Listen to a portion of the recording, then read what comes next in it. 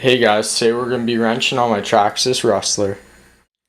So what I'm going to be doing is I'm going to be taking the wheel hubs in the rear and just swapping the sides just to see if it will reverse this slight toe out I'm getting with my Rustler. So first thing we're going to do is we're going to take off both tires. I got 17 mil hubs on these.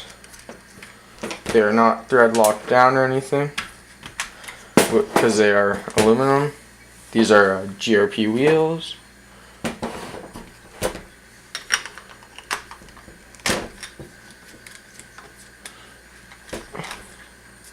I'm just going to keep these on the same sides they were on, and same with the nuts.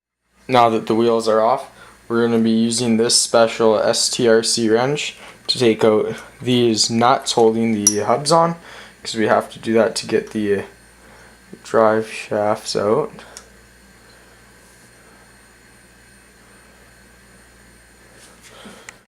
So initially I was going to use this special nut wrench to take out these because I have to take my drive shaft out and out of the hub, but I'm actually going to just transfer the half shafts over so I don't have to do that and re-thread lock it and whatnot, and it'll just make the whole process easier. So now I'm going to undo this screw pin on each side. Now I'm going to be removing this screw and nut.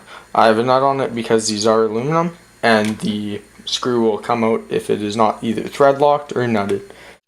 Now all you want to do is swap over the hubs and half shafts, and I've already done so, and just reverse the process with the screws and screw pins, and then just put your wheels back on.